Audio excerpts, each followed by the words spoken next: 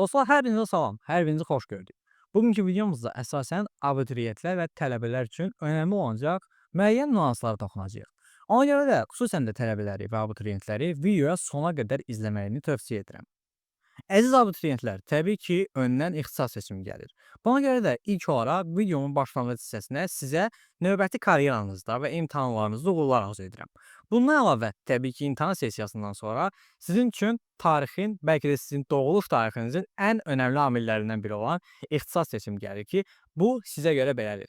Amma videonun irəliləyən dəqiqələrində təbii ki, mən bu fikrinizi müəyyən qədər dəyişdirməyə çalışacağam. Amma bunu nə qədər bacaracağam, bu artıq sizin daxili iradənizdən asılı bir şeydir. Təbii ki, mən də abituriyent olarkən hər bir azərbaycanlı gənc kimi universitetə yüksək balla daxil olmaq, universiteti yüksək balla bitirmək kimi planları fikrimdən keçirdirdim. Amma irəliləyən zamanlarda Azərbaycanda xüsusi reallıqlara tanış oldum. Təbii ki, universitetə yüksək balla daxil olmaq və dərslərinizi yaxşı oxumağınız, bundan əlavə universitetdə aktiv şəkildə iştirak etməyiniz sizin üçün çox önəmli bir nüansdır. Amma bunları sadə şəkildə, monoton olaraq etsəz, gələcək karyeranızda böyük risklərlə üzləşə bilərsiniz. Gəlin bu videoda sizinlə bunlar haqqında danışaq və Azərbaycan reallığında universitet həyatı və karyera inkişafını müzakirə edək. Dostlar, mənim ilk məsləhətlərim təbii ki, abituriyentlər üçündür. Çünki onlar hazırda imtahan mərhələsindədirlər və düşünürəm ki, mənim hazırda videonu çəkdiyim zamanda onlar artıq buraxılış imtahanlarını verib və növbəti qəbul imtahanlarına hazırlaşırlar. Amma təbii ki, onların hər birinin xəyalı var və özlərini yaxşı bir universitetdə görmək istəyirlər. Gəlin, universitet həyatında Azərbaycanda abituriyentlərin qarşılaşdığı reallıqları danışaq və onların da bundan xəbərdar olmasını sağlayaq. Əziz abituriyentlər, sizin ilk məqsədiniz təbii ki, universitetə girməkdir. Amma burada ixtisas seçimi zamanı xüsusi olaraq hansı ixtisas seçməyiniz böyük önəm daşıyır. Əgər siz istəmədiyiniz bir ixtisas seçirsinizsə və həmin ixtisasla marağınız yoxdursa, ümumiyyətlə həmin ixtisasla əlaqəniz belə yoxdursa, düşünürəm ki, həmin ixtisas seçməyiniz gələcəkdə sizin üçün ciddi bir problemlərə yol açacaq. Və təbii ki, Azərbaycanda reallığında belədir ki, hər kəs bitirdiyi ixtisas üzrə işləmir. Bu nə ilə əlaqədardır? Əsasən abituriyentlərin müəyyən qədər elmi cəhətdən deyil də, maarifləndirici cəhətdən qeyri-savadlı olması ilə bağlıdır. Hazırda Azərbaycan gəncləri ixtisas seçiminin hansı prosesdə aparıldığını tam olaraq dərk etmir və ixtisas seçiminin onun gələcək karyerasına, həmçinin gələcək həyatına hansı önəmlər, mənfilər və müsbətlər qatdığını düşünə bilmir. Buna görə də əsasən gəlin bu seqmentdə söhbətlər aparaq.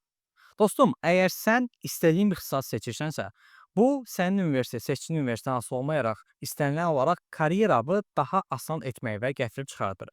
Bu acı da olsa bir reallıqdır. Təbii ki, istəmədiyin ixtisasda keçirilən dərslər sənin marağını cəlb etmir və xüsusən də Azərbaycanda universitetlərin verdiyi təhsili nəzərə alsaq, universitetlərin bir çoxunda 80%-dən yuxarı bir seqmentdə dərslər tam olaraq monoton şəkildə eyni bir qayda ilə keçilir. Yəni 70-60 yaşlı bir müəllim daxil olur auditoriyaya və başlayır dərsini keçməyə. Dərsini keçir, gedir və sən daha sonra keçdiyi dərsi məktəblər kimi seminarda cavab verirsən, müəyyən olaraq qiymət yığıb imtahana daxil olursan və imtahanda yenə də həmin söz toplusundan imtahan verib bir bal alırsan. Amma bu işin amması da oradadır ki, bu söz toplusu olduğu üçün sənin tam olaraq marağını cəlb etmədikdə, sən artıq bu söz toplusunu əzbərləməyə və gedib danışmağa, həmçinin bundan imtahan verməyə belə marağın olmur. Ona görə də nəticədə səndə yaranır kəsirlər. Təbii ki, deyirlər ki, tələbənin kəsri olar. Amma bu tam olaraq belə deyil. Ona görə də siz də kəsirlərlə üzləşməmək üçün ilk olaraq önəm verəcəyiniz birinci nüans odur ki, seçdiyiniz ixtisas istədiyiniz olsun. Əgər istədiyiniz olmasa, bu zaman təbii ki, xoşlamadığınız fənlərə daxil olacaqsınız və heç marağınızı cəlb etməyən cümlələri əzbərləmək məcburiyyətinə qalacaqsınız. Əgər əzbərləməsəz, o zaman da kəsiləcəksiniz ki, bu da təbii ki, heç kəsə arzu olunan bir nüans deyil. Bu, həm sizə maddi cəhətdən müəyyən qədər problem yaradacaq, həm də sizi motivasiyadan salaraq gələcək karyeranıza böyük təsirlər edəcək. Abituriyentlərə məsləhətim budur ki, əsasən ixtisas seçimi zamanı ballarının aşağı və yuxarı olmasından asılı olmayaraq istədikləri ixtisas seçsinlər. Vallah, mənim elə tanışlarım var ki, adamlar 600, 600-dən yuxarı ballar yığıblar, amma seçdikləri ixtisası belə normal bilmirlər və onlar gəlib artıq 3-cü, 4-cü kurslara çatanda belə öz ixtisasları haqqında ciddi bir məlumatları olmur və nəticədə öz gələcək karyeralarını böyük riskə atmış olurlar. Təbii ki, bunu da heç kim istəməz. Nə siz, nə mən istəyirik ki, bir insanın, Azərbaycan gəncinin gələcək karyerası böyük risk altında olsun. Ona görə də ixtisas seçimi çox önəmli nüanslardan biridir. Bunu hər yerindən gələn mütəxəssisə elətdirmək o qədər də düzgün bir şey deyil. Çünki birbaşa olaraq tələbənin özündən və tələbənin maraqlarından asılı olan bir prosesdir. Təbii ki, indi ixtisas seçimi başlansın, bir çox kurslar və insanlar başlayacaq ki, ixtisas seçimi 50 manat, 100 manat, 150 manat, hətta 400-500 manata edilən ixtisas seçimləri də var. Amma məhz hamısı birdir. Sizin tək universitetə qəbul olmaq kimi bir məqsədiniz varsa, o zaman asanlıqla gedib onları müraciət edə bilərsiniz.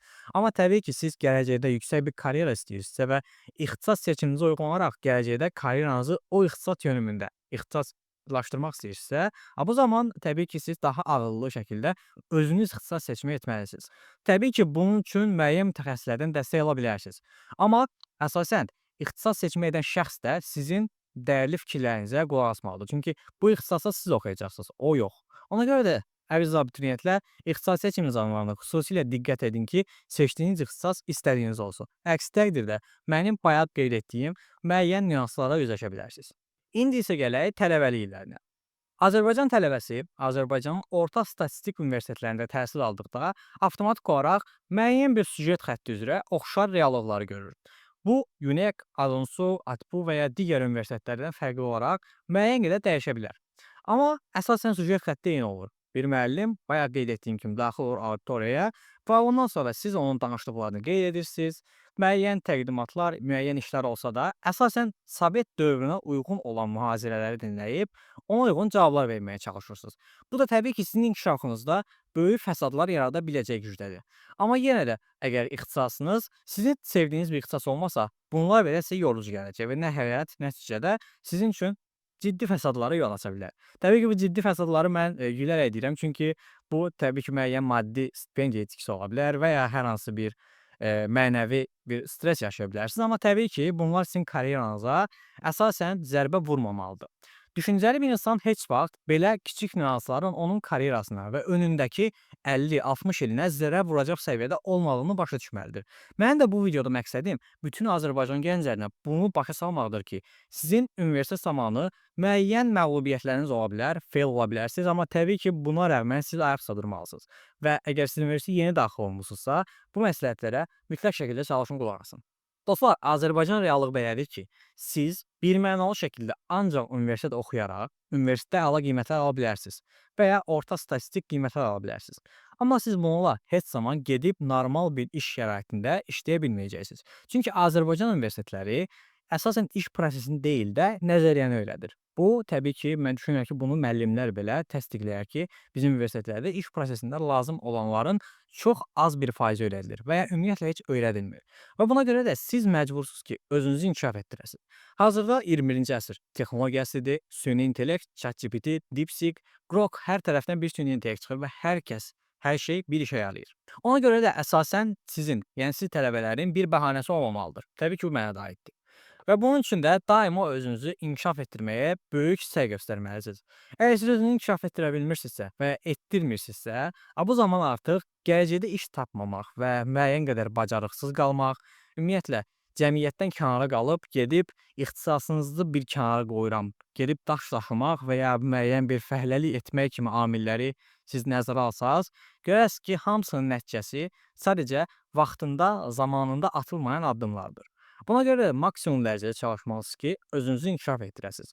Bu, həm mənəvi cəhətdən ola bilər. Təbii ki, insanın mənəvi ruhu nə qədər güclü olarsa, digər proseslər də hamısı ona uyğun tənzimlənəcək. Buna görə də özünüzü maksimum dərəcədə inkişaf etdirməli və təkmilləşdirməlisiniz. Əgər siz IT sektorunda oxuyursunuzsa, özünüzü təkmilləşdirmək üçün sizin seçimləriniz çoxdur. İnternet əlinizin altındadır, süni intellektlər əlinizin altında sizin üçün işləməyə hazırdır. Yetər ki, sadəcə siz öyrənəsiniz. Amma digər sektorlarda da oxuyanlar heç bu qədər şanssız deyillər. Hazırda süni intellekt məhz o səviyyəyə gəlib çatıb ki, sənin oxuduğun ixtisasın kimya, müəllimlik, tarix və ya digər sahələr olmasına asılı olmayaraq, süni intellekt bunun haqqında bütün məlumatlara malikdir. Və buna görə də sən maksimum dərəcədə çalışmalısan ki, bunu asanlıqla öz xeyrinə çevirə biləsən. Uşaqlar, bayaqlar dediyim sözə qüvvət olaraq yenidən bildirim ki, sizin universitet zamanı sadəcə dərs oxuyaraq keçirməyiniz sizə böyük mənfi təsirlər göstərə bilər. Çünki iş prosesini nəzərə alsaq, müəyyən bacarıqlar tələb olunur ki, bunların hamısı universitetlərdə öyrədilmir və bunlar amma internetdə mövcuddur. Siz asanlıqla interneti açıb oradan bu məlumatları öyrənə bilərsiniz. Təbii ki, bunlar müəyyən aylar, illər çəkə bilər ki, sizin bir ixtisası tam olaraq öyrənməyiniz və iş səviyyəsində bir şirkətə töhfə verəcək səviyyəyə gəlib çıxmağınıza nəticələnsin. Amma təbii ki, bunun üçün daimi iradə lazımdır. Və mən bunun üçün Azərbaycanda monopoliya halına almış kurs biznesindən danışmaq istəyirəm ki, bir çox insanlar hazırda kurs biznesi ilə məşğuldur.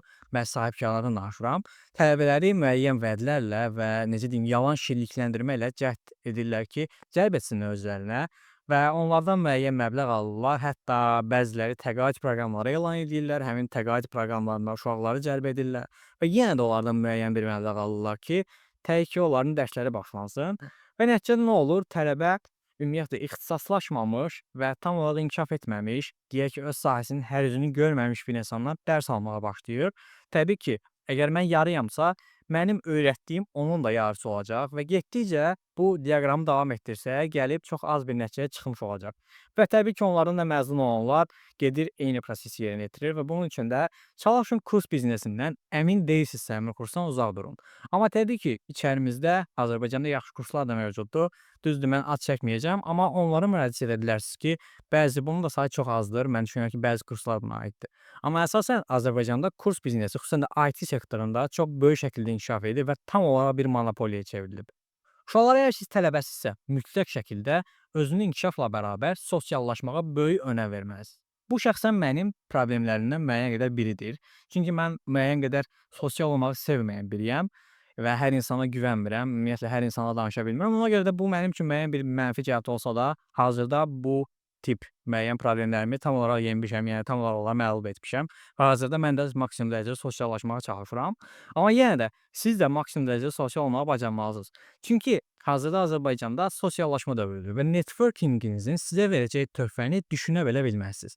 Dostlar, vaxtilə SSR dövründə, Sovet dövründə olsun və ya 90-cı illərin Azərbaycanı deyək. Bu dövrlərdə nə önəmli idi? Dayday. Azərbaycanın dayday anlayışı həmişə olub və həmişə də olacaq və bu zamanda var. Amma təbii ki, bu elə bir məqamdır ki, hazırda bunu siz asanlıqla networking qabiliyyətinizi artıraraq, yəni şəbəkələşərək edə bilərsiniz. Tanıdığınız hər bir insan uşaqlar sizin bir daydayınızdır. Belə düşünə bilərsiniz. Məsələn, mən bir proqramçıyam və mənim tanıdığım hər bir insan, onların da müəyyən tanışları olur və düşünün ki, sabahları biri gəlib deyəndə ki, mənə belə bir veb sayt lazımdır, bunu yığacaq adam axtarıram. O adam da deyir ki, ha ha, mən bir nəfəri tanıyıram, adı Ayxandır, nömrəmi verir, məsələn, mənə əlaqə saxlayır. Şəxsən belə bir məsələlər olub və düşünürəm ki, bundan sonra da olacaq. Buna görə də siz şəbəkələşməyə maksimum dərəcədə önəm verməlisiniz. Əgər xüsusən tələbəsinizsə, EBO-nu və digər prosesləri müəyyən qədər arxa fonda qoyub, çalışmalısınız ki, insanlarla xoş rəftar edəsiniz və öz çevrənizi artırasınız. Təbii ki, bunun sizə mütləq müsbət geri dönüşləri olacaq və bunu da getdikcə zaman keçdikcə görəcəksiniz. İndi isə gələk, əsasən tələbə proseslərində müəyyən təcrübə proqramları tapılması və müəyyən eventlarda, həmçinin müəyyən aktivlik proseslərində iştirak etmək. Uşaqlar, siz maksimum dərəcədə aktiv olmalısınız. Çünki sizin sabahları önə çıxaran amillər məhz bu aktivliyiniz, iştirak etdiyiniz təqaüdlər və ya müəyyən təcrübə proqramları, müəyyən yarışlar, hakatonlar ola bilər. Bu sizin karyeranızda böyük bir inkişafın nəticəsi deməkdir. Mən bir işə götürən olaraq, təbii ki, sizin CV-nizə baxdıqda, sizin sadəcə müəyyən bir universitetdə oxuyub, həmin universitetin dərslərini müəyyən qədər bilib və ya bilməməyiniz və ya gedib əzbərləyib verdiyiniz imtahanlar mənim üçün maraqlı deyil. Xüsusən düzdür, bu hər bir şirkətə aid edə bilmərəm, amma bir çox şirkət üçün təbii ki, maraqlı deyil. Azərbaycan universitetlərində orta statistik təhsilin hansı səviyyədə olduğunu şirkətlər də bilir, mən də bilirəm, hətta müəllimlər də bilir. Ona görə də mən bir şirkət sahibi olaraq sizi işə götürmək istəsəm, sizin filan universitetdə, filan ixtisasda oxuduğunuz fənləri hansı səviyyədə oxumağınız mənim üçün çox önəmli olmayacaq. Yəni, təbii ki, bir önəmi var. 40%, 50% önəm verə bilərik. Amma bu təbii ki, universitetdən asılı olaraq dəyişir və hər universitet üçün bu faiz dərəcəsi dəyişə bilər. Bundan əlavə olaraq isə bacarıqlarınız, hansı öyrənimləriniz, bildiyiniz dillər, hansı təcrübələrdə iştirak etdiyiniz və dünya görüşünüz çox önəmli olan mövzulardan biridir. Ona görə siz tələbəlik illərində könüllülüklərə, müəyyən təcrübə proqramlarına müraciət etməyi mütləq şəkildə etməlisiniz. Çünki bu sizin gələcək karyeranızın önəmli olan proseslərdən biri olacaq. Əgər bunu etməsəz, sonda sizin rəqibiniz bunu edibsə, mən ikisini də CV-sini qoyacağam yan-yana və sizin bir səhifəni belə tam tutmayan və yarımçıq olan bir CV-ninizin yerinə Digər şəxsin 2 səhifəlik tam olaraq təcrübələrlə dolu, müəyyən dil bacarıqları, sertifikatlarla dolu bir CV-si mənim üçün daha önəmli olacaq və sizi təbii ki, zibil qabına tullama olacaq. Ona görə də maksimum dərəcədə öz bacarıqlarınızın inkişafına və tələbəlik illərinizi maksimum şəkildə zəngin keçirməyə önəm verməlisiniz. Əgər bunu etməsəz və tələbəlik illərinizi müəyyən çayxanalarda, kafelərdə, hətta gəzməklərdə, əyləncədə keçirsəz, təbii ki, bunlar olmalı bir şeydir və bunları etməyi ehmal etməyin. Tələbəlik illərinizi yaşamağa çalışın və xüsusən mənim yaşama yanlara qarşı müəyyən qədər yaxşı sözlər deyə bilmərəm. Çünki hər bir il yaşanmalıdır və hər bir an dəyərləndirməlidir. Amma təbii ki, bu ifrat dərəcədə olduqda hər bir şeyin ifratı ziyandır. Ona görə də maksimum dərəcədə hər şeyi balanslı bir şəkildə etməyə çalışın ki, gələcək karyeranız da əmin əllərdə olsun. Belə dostlar, bu gün mənim bu video sizə deyəcəklərim bu qədər. Təbii ki, növbəti videolarda başqa nüanslardan da danışa bilərəm, amma hələ ki bu qədər və bu videonu burada bitirmək istəyirəm. Hələlik sağ olun, salamat qalın. Bu tip videoların davamı üçün bizi izləməyi və bu videonu bəyənməyi unutmayın.